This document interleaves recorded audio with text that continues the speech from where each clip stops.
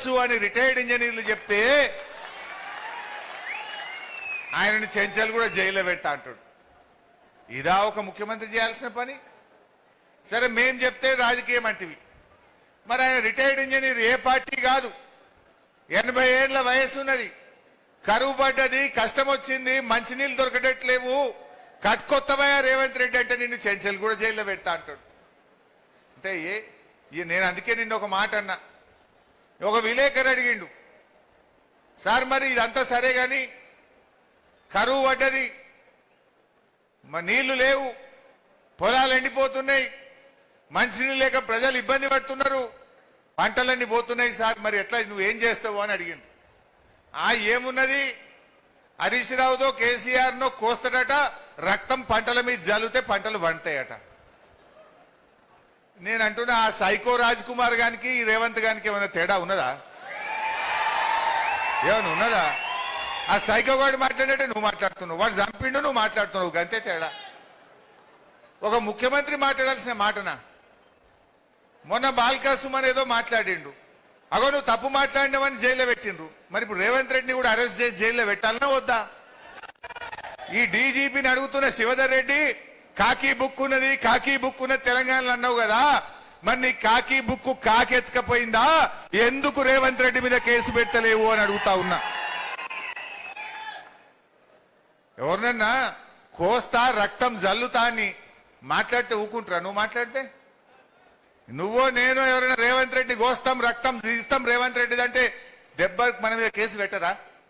మరి ఇలా రేవంత్ రెడ్డి ఈ రకంగా మాట్లాడితే అన్ని టీవీల్లో లైవ్ వస్తే రాష్ట్ర పోలీసులు ఏమన్నా కళ్ళు మూసుకుంటున్నారా? చట్టం లేదా? హింసను ప్రేరేపించవచ్చా? ఏ వ్యక్తి అయినా సరే హింసను ప్రేరేపిస్తే, క్రిమినల్ మాటలు మాట్లాడితే, తప్పుడు మాటలు మాట్లాడితే కేసులు నమోదు చేయాల్సిందే, ఆ వ్యక్తిని వెంటనే అరెస్ట్ చేయాల్సిందే. ముఖ్యమంత్రికో న్యాయం, నారాయణ ఖేడ్లోని సామాన్య రైతుకు ఒక న్యాయం ఉండదు. అది ఎవరైనా అందరికీ ఒకే న్యాయం. మా గీతమ్మ ట్వీట్ పెట్టనే నువ్వు పోలీసు వాళ్ళని తోలినావు, మరి నువ్వు అడ్డగోలుగా ఓపెన్ గానే మాట్లాడుతున్నావు కదా, మరి నీ మీద ఎందుకు కేసు పెట్టద్దు? గీతమ్మకో న్యాయం, రేవంత్ రెడ్డికో న్యాయం ఉంటుందా? గీతమ్మ మీద కేసు పెట్టినావు, మరి రేవంత్ రెడ్డి మీద ఎందుకు కేసు పెట్టరు మిస్టర్ సివి ఆనంద్ డీజీపీ గారు అని నేను అడుగుతా ఉన్నా. అంటే ఈ రకంగా ఇలా రాష్ట్రంలో మొత్తం కూడా పరిస్థితి చాలా దారుణంగా తయారైనటువంటి పరిస్థితులు. అసలు ముఖ్యమంత్రి ఎంత దుర్మార్గంగా తయారైపోయిందంటే, మా భూపాలన్న చెప్పిండు, ఇప్పుడు ఏమన్నా అడిగితే పైసలు లేవు, నన్ను ఘోషినా పైసలు లేవు అంటాడు. లేవా? మూసీ సుందరీకరణకు 1,00,000 కోట్లు ఖర్చు పెడుతున్నావు, ఫ్యూచర్ సిటీకి 1,00,000 కోట్లు పెడుతున్నావు, అందాల పోటీలకు 100 కోట్లు పెట్టినావు, నీ మన్మంతో ఫుట్బాల్ షోకులు తీర్చుకోవడానికి 100 కోట్లు ఖర్చు పెట్టినావు. నువ్వు పూరీలు చేసుకుంటే మాకు ఇంట్లో పూరీలు చేస్తే మాకు ఇబ్బంది లేదు, కానీ ఫుట్బాల్ షోకుల పేరు మీద 100 కోట్లు ఖర్చు పెట్టి ప్రజాధనం వృధా చేసినవే, అది తప్పు రేవంత్ రెడ్డి అని నేను చెప్పదలుచుకున్నా.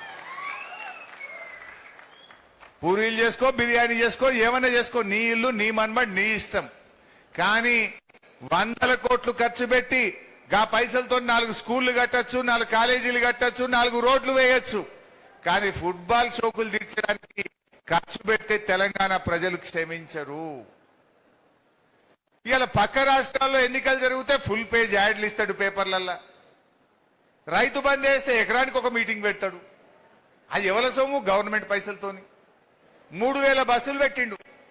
ఖమ్మంలో రైతు బంధు పైసలు వేస్తా అని 3,000 బస్సులు పెట్టి మీటింగ్ పెట్టిండు.